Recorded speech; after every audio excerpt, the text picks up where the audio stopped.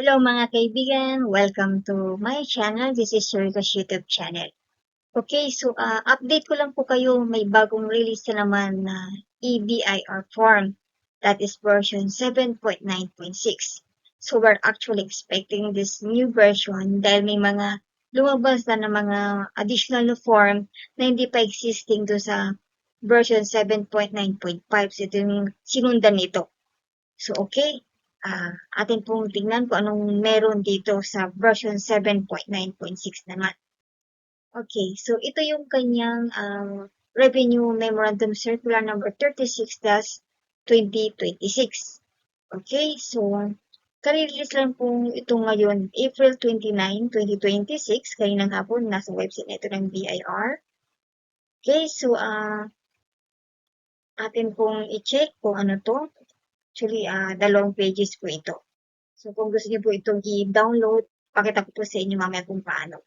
So, ito yung mga bagong feature na meron dito sa version na ito.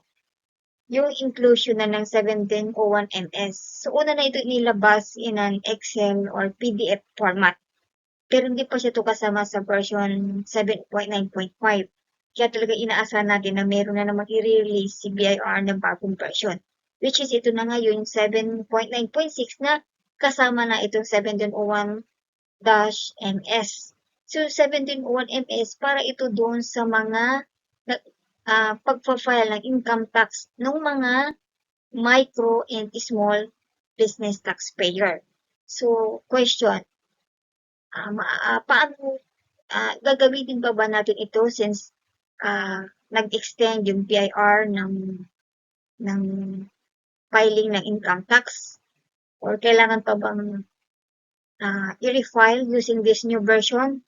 I think may inilabas na ito previously na memorandum ang BIR na kung na-file na siya doon sa lumang form pa rin, no need to refile using this version.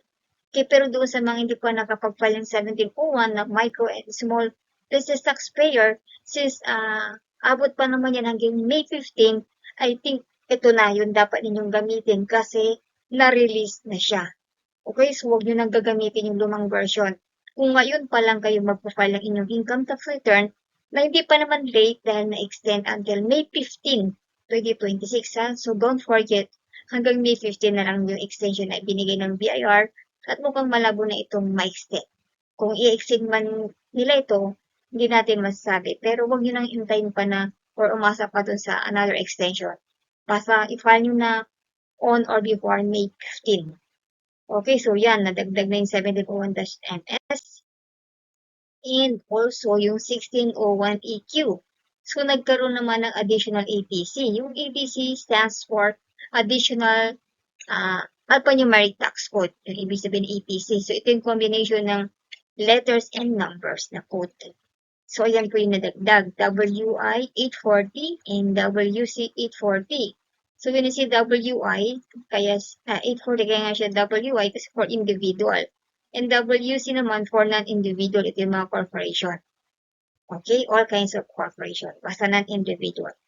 Additional ATC is WI 860 and WC 860. So, pag in-explore na natin itong bagong version na to, which is gagawin ko sa next vlog ko, may release ko kaagad yung aking, or may upload ko kaagad. So, tingnan natin kung ano itong mga ito. Itong mga code na ito para saan ito. Okay, so yan yung pangalawang changes. Pangatlo, ayun, yung team branch code. So, dati from 000, ngayon, naging 5 digit na siya. So, here's an example. Halimbawa, yung team mo is 1, 2, 3, 4, 5, 6, 7, 8, 9. Then, may 3 0 sa dulo. Ito yung existing sa ngayon. Pero, ginawa na siyang 5. Yung branch code niya. Maybe the reason why, may mga business na nagkakaroon ng branches na more than 1,000 na. Kaya dinagdagan na nila yung branch code at digit. Okay. So, another feature niya o nadagdag sa EBIR form para 7.9.6a, yung pagkakaroon ng bagong tax rate nitong BIR form 1602Q version 2019. So, nag-increase yung tax rate niya from 15% to 20%. Naku, sana naman yung VAT natin ay hindi na mag-increase. Mas maganda sana mag-decrease, at least bumalik sa 10%. Hopefully, pero huwag tayong umasa. Okay, so another feature niya is itong mga forms na ito ay may mga bugs or error na inaayos nila. So kasama dyan yung form 0619E, 1601FQ, 1604F, 1702Q version 2018 from corporation. 1702EX naman version 2018, 1702 or 1707 version 2021. And Form 2000 OT and Form 2551 yung version 2018. Well, may hindi ako naisama dito yung 1702MX version 2018 C Corporation.